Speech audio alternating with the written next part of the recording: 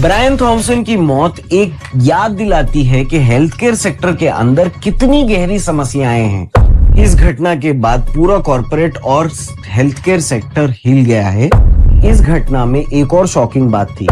आज के समय में हेल्थ केयर की लगातार बढ़ती कॉस्ट, इंश्योरेंस क्लेम्स का रिजेक्ट होना और मेडिकल बिल्स की वजह से आती हुई फाइनेंशियल क्राइसिस लोगों के जीवन को तबाह कर रही है। इस घटना का प्रभाव सिर्फ अमेरिका तक सीमित नहीं है दोस्तों।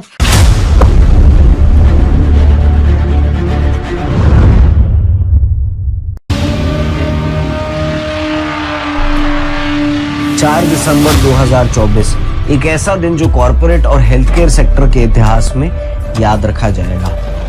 न्यूयॉर्क सिटी के बीचों बीच यूनाइटेड हेल्थ केयर के सीईओ ब्रायन थॉमसन की एक खौफनाक तरीके से हत्या कर दी गई। सीईओ जो है यूनाइटेड हेल्थ केयर के ब्रायन थॉमसन, उनकी गोली मारकर हत्या कर दी गई न्यूयॉर्क के मैनहट्टन इलाके में।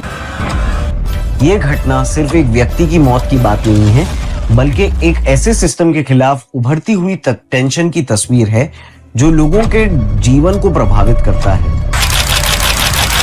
इस घटना के बाद पूरा कॉर्पोरेट और हेल्थ केयर सेक्टर हिल गया है। सर्वेलेंस फुटेज ने उस खौफनाक दिन की तस्वीर सामने रखी है। हमला 26 साल के लुइजी मैंजियोन ने किया, जो एक प्रॉमिसिंग सॉफ्टवेयर डेवलपर माना जाता था। यूनाइटेड हेल्थ केयर के मुख्य कार्यपालक अधिकारी ब्रायन थॉमसन की बुधवार सुबह न्यूयॉर्क के मैनहट्टन में स्थित एक होटल के बाहर गोली मारकर हत्या कर दी गई। उसने ब्रायन थॉमसन पर कई गोलियां चलाई और फिर एक ई-बाइक पर बैठकर भाग गया। हॉस्पिटल ले जाने के बावजूद ब्रायन थॉमसन की जान नहीं बचा जा सकी। इस घटना में एक और शॉकिंग बात थी। जो हथियार लुइजी ने इस्तेमाल किया था वो एक पार्शियली 3D प्रिंटेड गोस गन थी, जो एक ऐसा हथियार होता है जो अनट्रेसेबल होता है।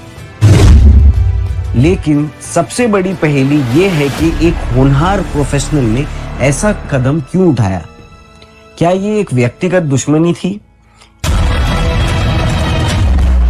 एक बेचैनी और निराशा का पल, या फिर एक पूरी हेल्थ केयर सिस्टम के खिलाफ एक प्रबल रोष का इजहार?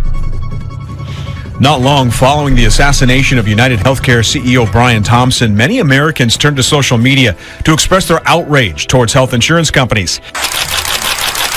ये घटना सिर्फ एक जुर्म तक सीमित नहीं है, बल्कि इसने एक ग्लोबल डिबेट को जन्म दिया है। आज के समय में हेल्थ केयर की लगातार बढ़ती कॉस्ट, इंश्योरेंस क्लेम्स का रिजेक्ट होना और मेडिकल बिल्स की वजह से आती हुई फाइनेंशियल क्राइसिस लोगों के जीवन को तबाह कर रही है।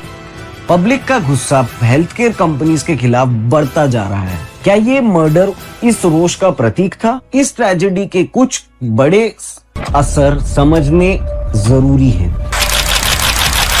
पहला, कॉर्पोरेट एग्जीक्यूटिव्स खासकर हेल्थ केयर और इंश्योरेंस सेक्टर्स में अब अपनी सुरक्षा के लिए सख्त प्रबंध करना चाहेंगे। दूसरा, लॉ मेकर्स अब हेल्थ केयर कंपनीज को लेकर और ज्यादा सख्ती दिखाएंगे।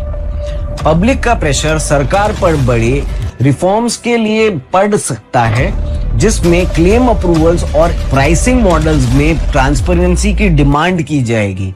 अपने परिवार के लिए अगर हेल्थ इंश्योरेंस लेना है तो मेरे को ये बताओ कि सबसे शानदार कंपनी आपके हिसाब से कौन सी है? और तीसरा, जो ट्रस्ट पहले से ही कमजोर था वो अब और गिर सकता है। इंश्योरेंस कंपनीज को अपने कस्टमर सर्विस मॉडल्स और ग्रीवेंस रिड्रेसल मैकेनिज्म्स को सुधारना पड़ेगा, ताकि लोगों का भरोसा फिर जीता जा सके। क्या आपने कभी हेल्थ इंश्योरेंस क्लेम लिया है? और क्या आपने कभी ये जानने की कोशिश की है कि इलाज पर अस्पताल में जितना खर्च हुआ उसका पूरा यानी 100% भुगतान आपको मिला या नहीं मिला? इस घटना का प्रभाव सिर्फ अमेरिका तक सीमित नहीं है दोस्तों।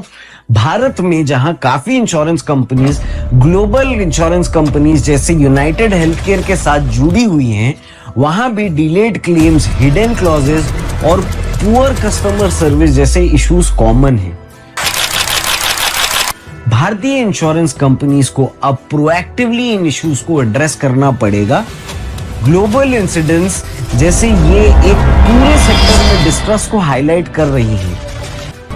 क्या ये एक वार्निंग है पूरी दुनिया के इंश्योरेंस मार्केट्स के लिए? पता नहीं, टाइम बताएगा। ब्रायन थॉमसन की मौत एक याद दिलाती है कि हेल्थ केयर सेक्टर के अंदर कितनी गहरी समस्याएं हैं।